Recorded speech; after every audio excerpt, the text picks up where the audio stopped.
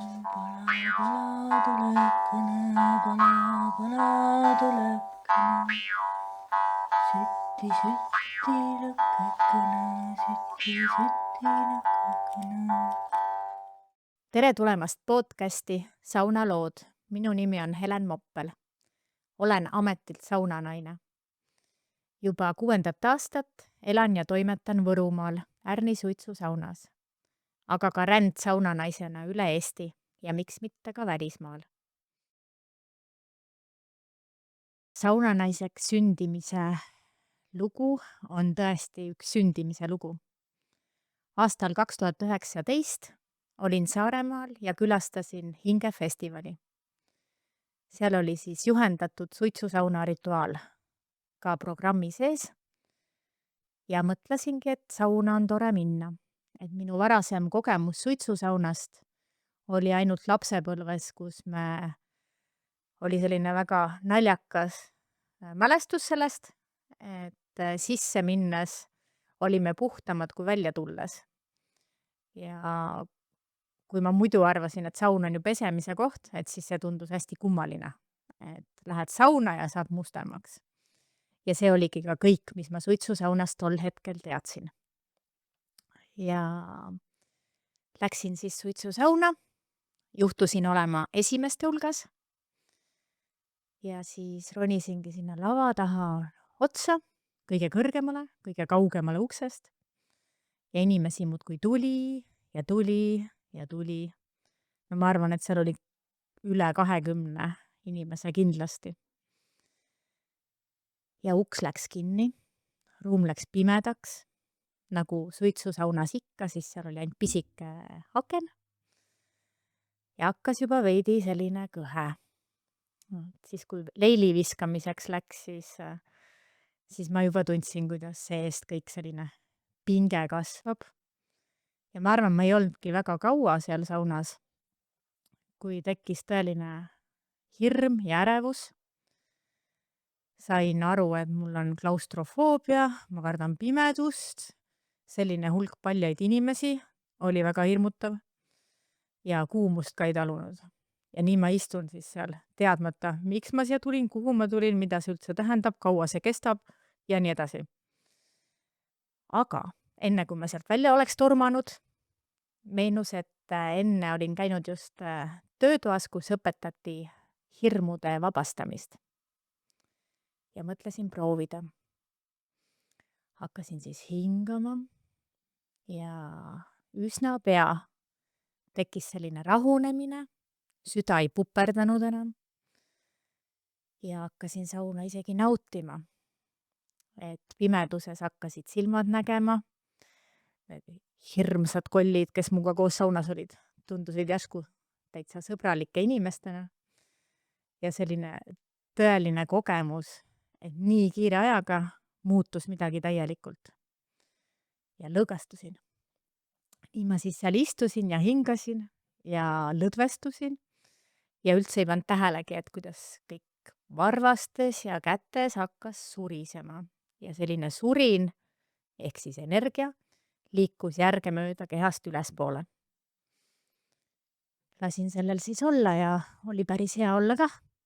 Ühel hetkel võttis see lugu sellise pöörde, et mina enam ise ei teagi, mis seal täpselt toimus, kuidas see kõik käis, et see on nagu üks filmi stsenaarium. Selline mälestus sellest, et ma justkui olin kuskil, nagu oleks sattunud ühest ruumist teise ja erinevad pildid vahetuvad. Et ma siis sündisin uuesti, sõna otseses mõttes, kui nii öelda saab. Ja mõned mälestused, mis mul on sellest, on, et korraga oli seal saunas palju mehi, sihukene tõsine energia, visati leili ja siis mina ka seal kuskil. Siis oli palju naisi. Mängiti samaani trummi, lauldi, loitsiti ja nii ma sündisin. Selle naiste väe keskel mind pisteti kadakavanni, kasteti selle kadaka vee ja suitsuga. Ja kokku see sauna sünd kestis 6 tundi, sain ma siis takkajärgi arvestada. Nii et mulle meeldibki mõelda, et minu saunanaiseks sündimise lugu on saunavaimu enda juhatatud. Saunanaine on amet ja praeguseks on juba päris palju nimetusi, et võib olla saunutaja, saunanaine, saunamees, saunaruumi hoidja või juhendaja, rituaalimeister, saunameister. Et see kõik tähendab suures pildis sama. Ja selle inimese, naise või mehe, ülesanne on siis saunaruumis hoida seda ruumi, ehk siis visata õigel ajal leili, õhutada ja siis toetada inimesi. Et hingamisega, taimedega ja erinevate vahenditega.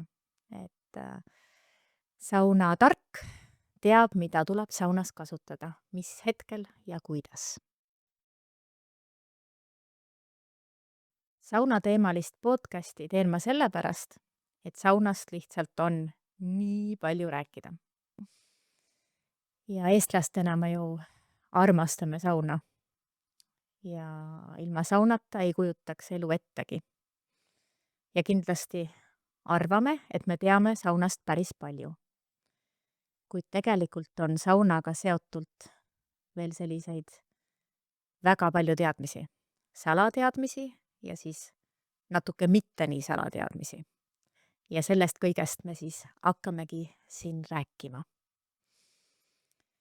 Et eestlastel on sauna pärimus olnud pikka aega.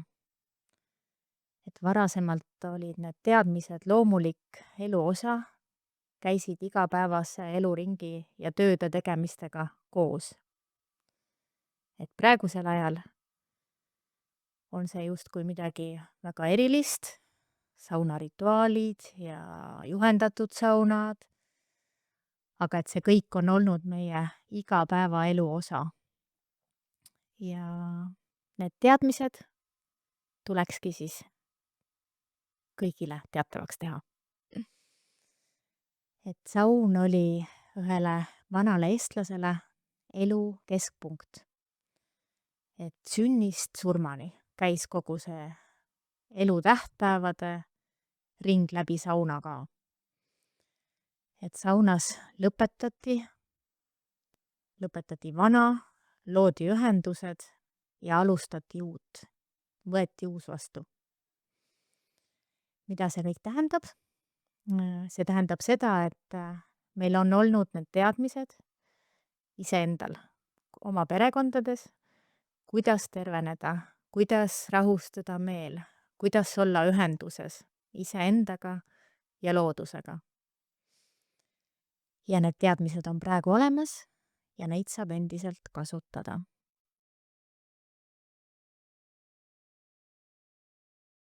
Minu saunateadmiste õpetaja on loomulikult meie saunaema, saunapärimuse hoidja ja kandja Eda Veeroja. Ravintaime tarkusi õppisin Metsamoori käe all ja loodusvaimude ja šamaanitrummiga suhtlemist Mikk Sarve ja Kristel Vilbaste käe all.